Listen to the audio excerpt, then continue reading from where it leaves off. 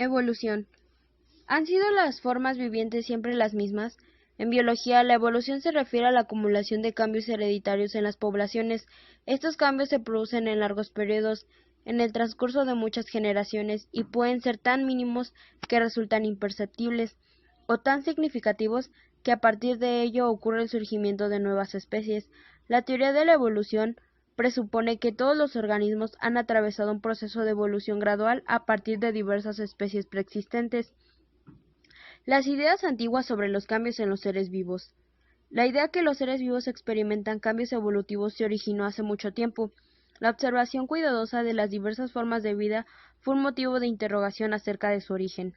Desde la antigüedad, algunos filósofos naturalistas que buscaban una explicación racional basada en principios físicos de los fenómenos de la naturaleza hicieron diversas aportaciones, algunas orientadas en sentido de los cambios de los seres vivos experimentando y otras negando cualquier posibilidad al respecto.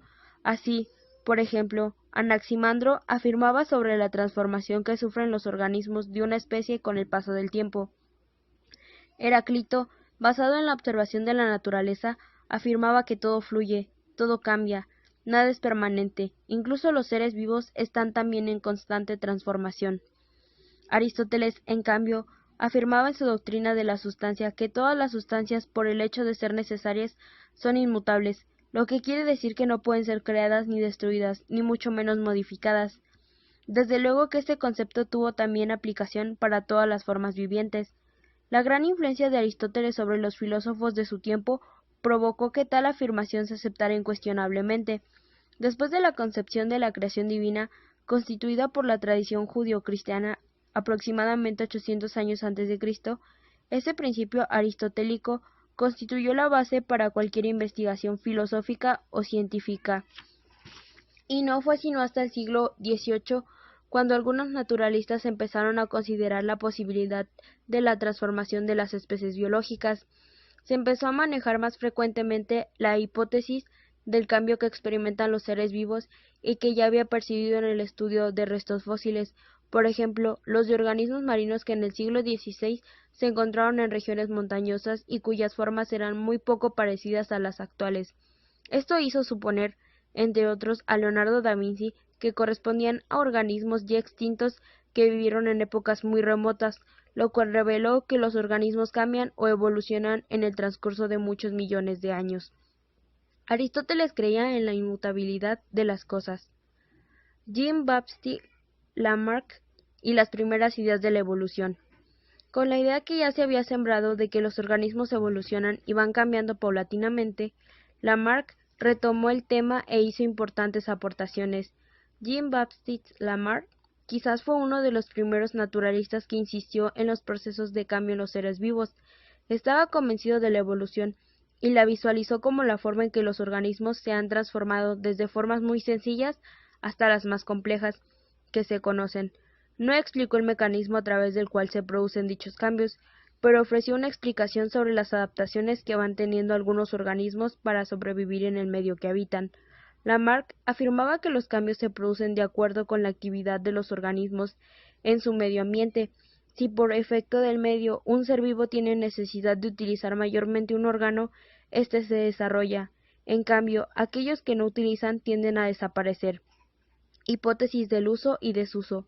Asimismo, afirmaba que aquellas adaptaciones surgidas de esta manera se convertían en características heredables a la descendencia, herencia de características adquiridas. El ejemplo clásico de cambio de Lamarck utilizó para explicar sus hipótesis es el desarrollo que tuvieron las jirafas en sus cuellos. Por la necesidad de alcanzar el alimento de las partes altas de los árboles, afirmaba que en un principio las jirafas tenían cuellos cortos, sin embargo, el tener que estirarlo constantemente las hizo adquirir una nueva forma en este órgano, característica que fue transmitida a la progenie hasta que se generalizó. Lamarck afirmaba que los órganos nuevos aparecen como una respuesta ante las demandas del ambiente y que su tamaño es proporcional a su grado de uso y desuso. Entre otras, la teoría de Lamarck es incorrecta, debido a que las características adquiridas no son hereditarias. Como ya se dijo, Lamarck estaba convencido del cambio que experimentaban los seres vivos. Entendían que las formas actuales no eran las mismas que existieron hace miles de millones de años, sino que se habían transformado y adquirido apariencias diferentes.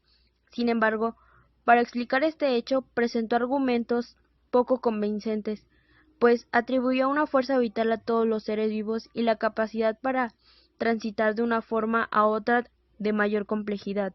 Según él, una vez que esto sucedía, se podía transmitir la descendencia a los nuevos rasgos adquiridos. Desde luego que, por no tener una base sólida, esta explicación quedó pronto desacreditada. Charles Darwin fue un inquieto amante de la naturaleza. Iba y venía atrapando y coleccionando cuanto organismo animal o vegetal le atraía y caía en sus manos. Así pasó toda su infancia y parte de su juventud, cosa que le valió ganarse cierta reputación como investigador de la naturaleza. La mayor parte del tiempo que le fue posible, Darwin lo dedicó a estudiar animales, plantas, fósiles y formaciones geológicas de las regiones donde desembarcaban. De todas recogió un amplio material de estudio que le sirvió para elaborar profundas reflexiones sobre la naturaleza y la historia de los seres vivos. Por ejemplo, encontró fósiles de animales marinos en lo alto de los Andes sin explicarse cómo habían llegado hasta ese lugar. Fueron las aportaciones de un geólogo inglés llamado Charles Lyell las que en buena medida despejaron sus dudas. En eventuales movimientos telúricos, las aguas de los mares hubieran sido desplazadas y el suelo del océano emergiera para formar altas montañas en donde quedaron los organismos marinos que Darwin encontró como fósiles. Por el estudio que había hecho con fósiles de animales y vegetales, Darwin estaba convencido de que entre los organismos actuales y los que existieron en épocas muy lejanas había grandes diferencias, pero una fuerte relación en su historia evolutiva. Darwin se planteó una pregunta: si el proceso de evolución de la Tierra se origina a partir de pequeños y grandes cambios que se producen en periodos largos de tiempo y que dan como resultado significativas modificaciones, ¿no podrá ocurrir lo mismo con los seres vivos? Con tanto elemento a su favor, Darwin pudo entonces afirmar que una situación semejante a la descrita por Lyell en la evolución de la Tierra debido haber ocurrido también en los seres vivos, razón por la cual las formas primitivas evolucionaron a las actuales. A lo largo de su viaje, Darwin observó distintas especies animales y comprobó que una especie determinada exhibía pequeñas diferencias en relación con los organismos de esa misma especie ubicada en otras zonas. Un ejemplo es el caso de los pinzones.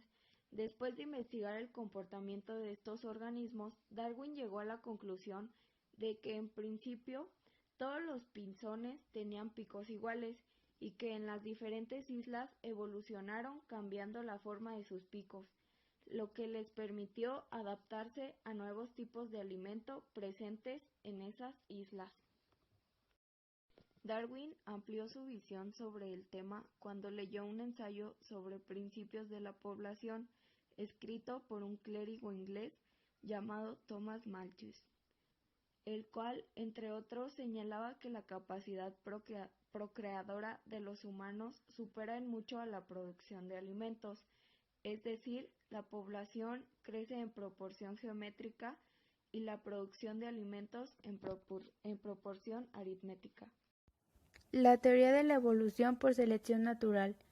En 1859, Darwin publica el libro El origen de las especies, en el que condensa sus investigaciones y expone sus razonamientos para formular la teoría de la evolución. En esta teoría, Darwin resalta la selección natural como el mecanismo funcional que impulsa la evolución. De esta manera explica que los organismos mejor adaptados tienen por ello mayor probabilidad de sobrevivir, llegar a la etapa reproductora y originar descendencia, lo cual hereda las capacidades que hicieron sobrevivir a sus progenitores y a su vez las transmite a las sucesivas generaciones, por lo que tienden a permanecer en la especie. mientras que las características que no favorecen la sobrevivencia suelen desaparecer.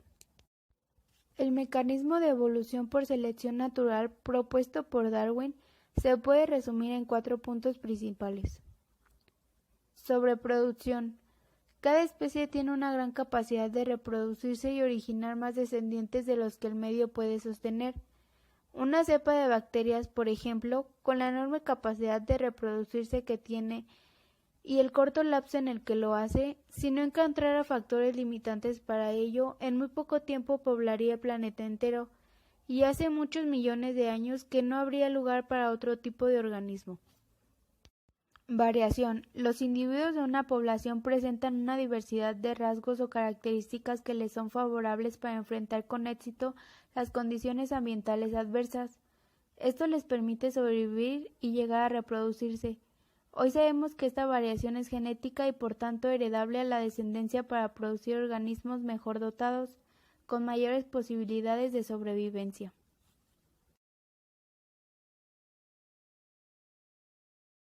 Lucha por la sobrevivencia. De todas las especies que se originan más organismos de los que el medio ambiente puede sostener, dado que los recursos necesarios para la subsistencia de los mismos son limitados.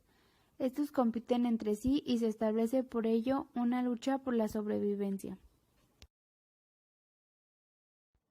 Éxito reproductivo. En la lucha por la sobrevivencia, los individuos compiten por los recursos. Así logran sobrevivir aquellos cuya combinación de características los hacen mejor adaptados a su ambiente. Con el tiempo, estos se reproducen y transmiten a la descendencia los rasgos que garantizan la sobrevivencia de la especie. Por el contrario, los organismos que no tienen esta capacidad de adaptación mueren o si logran sobrevivir, producen descendencia inferior con menores capacidades de adaptación. Con la capacidad de adaptación al medio, los organismos van desarrollando nuevas variaciones de acuerdo con el entorno en el que se desarrollan. Con el tiempo, esto contribuye a producir diferencias notables entre los miembros de una misma especie, separada geográficamente, a tal grado que al acumularse dichos cambios dan origen a otras especies.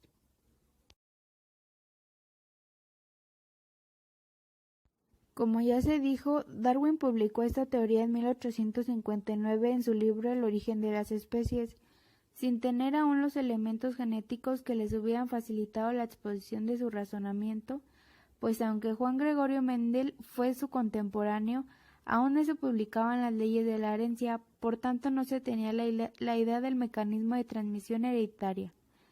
La teoría de la selección moderna comprende los siguientes postulados. La variación se atribuye a la mutación y a la recombinación. La selección natural actúa sobre las poblaciones, no sobre los individuos.